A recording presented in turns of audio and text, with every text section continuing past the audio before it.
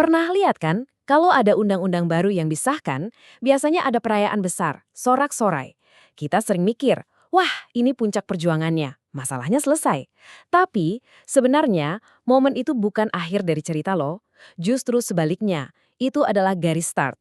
Awal dari sebuah perjalanan yang, jujur aja, jauh lebih rumit dan penuh tantangan. Jawabannya, tentu saja enggak. Bagi kebanyakan dari kita, saat palu diketuk dan undang-undang disahkan, rasanya prosesnya sudah selesai. Padahal, justru disitulah perjalanan pemerintah yang beneran bakal berdampak ke kita, ke warga negara, ke para pebisnis, baru aja dimulai. Yap, pekerjaan yang sesungguhnya itu justru dimulai setelah rancangan undang-undang jadi hukum resmi. Nah, disinilah kita masuk ke dunia yang namanya proses kebijakan. Ini adalah serangkaian aktivitas yang mengubah niat baik di atas kertas menjadi tindakan nyata yang mempengaruhi hidup kita sehari-hari. Oke, jadi ini dia peta kita untuk pembahasan kali ini. Kita akan mulai dari bagaimana sebuah undang-undang itu pada dasarnya hanyalah kata-kata. Lalu kita telusuri perjalanannya, menghadapi berbagai rintangan dalam implementasi, kemudian kita cek hasilnya, dan akhirnya kita bakal lihat kenapa siklus ini tuh nggak pernah benar-benar selesai. Jadi, gimana sih caranya sebuah ide bisa berubah jadi program yang jalan di dunia nyata?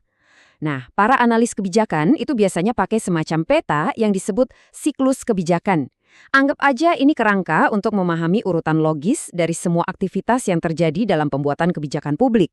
Siklus ini mulainya dari identifikasi masalah, yaitu ketika masyarakat atau suatu kelompok merasa ada sesuatu yang salah dan butuh tindakan pemerintah.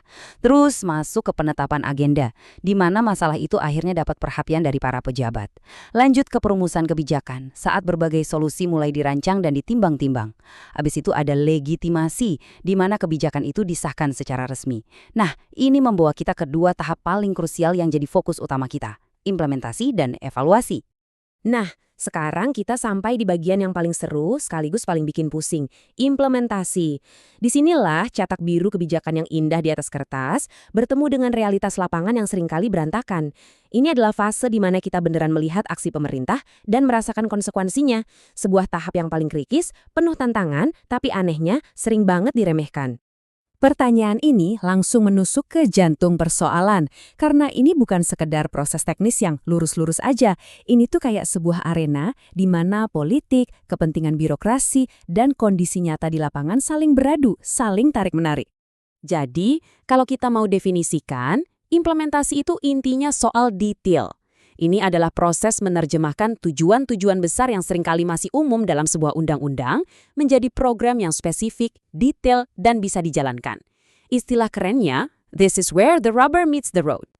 Ada kutipan legendaris nih dari Pressman dan Wildavsky yang pas banget buat menggambarkan betapa sulitnya implementasi. Mereka bilang, sampai-sampai sebuah keajaiban kalau ada program pemerintah yang bisa berhasil. Kenapa? Karena ada begitu banyak titik keputusan, begitu banyak kepentingan yang bersaing, dan potensi kegagalan di setiap langkahnya. Lantas, apa aja sih yang sebenarnya terjadi selama proses implementasi? Gampangnya, ada 3 kegiatan utama. Pertama, organisasi.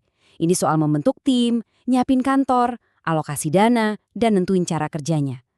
Kedua, interpretasi. Para birokrat harus nerjemahin bahasa hukum yang kadang ambigu jadi aturan main yang jelas. Dan terakhir, aplikasi. Ya ini aksinya, memberikan layanan atau menegakkan aturan itu secara rutin di lapangan. Biar lebih kebayang, coba lihat contoh ini. Ada kebijakan nasional tentang makan siang sehat di sekolah. Sebuah ide besar di atas kertas. Nah, ide itu harus diterjemahkan, diorganisir, dan diaplikasikan sampai akhirnya jadi makanan beneran di atas nampan siswa. Setiap langkahnya, mulai dari beli bahan makanan yang sesuai standar, sampai cara menyajikannya di kantin, itu semua adalah bagian dari implementasi yang super kompleks. Terus kenapa kok sering banget implementasi ini gagal? Wah, hambatannya banyak banget. Bisa jadi karena kondisi di luar dugaan, misalnya krisis ekonomi, atau perilaku target kebijakannya nggak sesuai harapan. Sering juga kita nggak yakin apakah solusi yang kita pilih itu beneran nyambung sama masalahnya. Dan yang paling klasik, tentu saja kurangnya kapasitas. Nggak cukup uang, stafnya kurang, atau nggak punya keahlian yang dibutuhkan.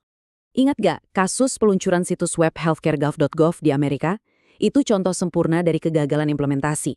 Tujuannya bagus banget, tapi karena masalah teknis, kurangnya pengujian, dan manajemen yang buruk, situsnya di awal-awal hampir nggak bisa dipakai. Ini menunjukkan betapa krusialnya sebuah eksekusi. Ide sebagus apapun bisa hancur berantakan kalau implementasinya gagal. Oke, anggaplah sebuah kebijakan berhasil diimplementasikan dengan susah payah. Perjuangannya selesai? Eits, belum. Tahap selanjutnya adalah mencari tahu, ini program beneran berhasil nggak sih? Nah, inilah waktunya untuk evaluasi.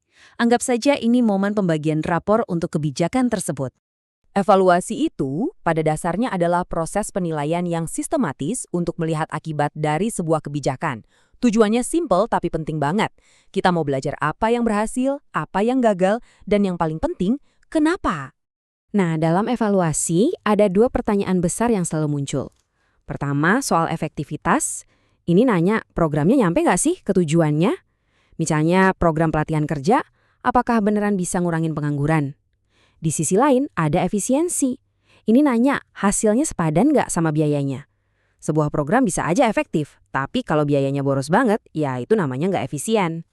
Tentu saja, evaluasi yang mendalam itu lebih kompleks dari itu. Organisasi internasional seperti OECD bahkan menggunakan kriteria yang lebih luas. Mereka juga melihat relevansi, apakah kebijakannya masih dibutuhkan, lalu dampak, apa efek jangka panjangnya, baik yang disengaja maupun tidak, dan juga keberlanjutan, apakah manfaatnya bisa bertahan lama setelah programnya selesai. Semua ini membawa kita pada satu kesimpulan utama yang sangat penting. Proses kebijakan itu bukanlah sebuah garis lurus yang punya titik awal dan akhir yang jelas. Sama sekali bukan. Sebaliknya, ini adalah sebuah siklus yang terus berputar. Kenapa ini penting?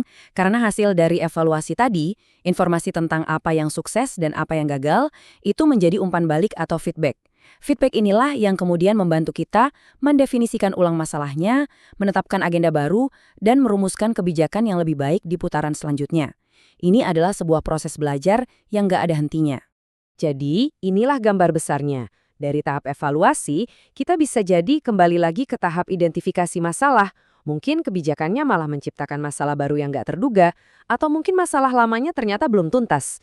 Dan dari situlah, siklus ini dimulai lagi dari awal. Terus berputar. Nah, sebagai penutup, saya mau kasih pekerjaan rumah kecil buat Anda. Coba deh, ambil satu kebijakan apapun yang lagi rame di berita. Soal lingkungan, kesehatan, pendidikan, apa saja. Terus, coba posisikan kebijakan itu ada di tahap mana dalam siklus ini. Apakah baru dirumuskan? Atau lagi terseok-seok di tahap implementasi? Atau mungkin sudah ada hasil evaluasinya?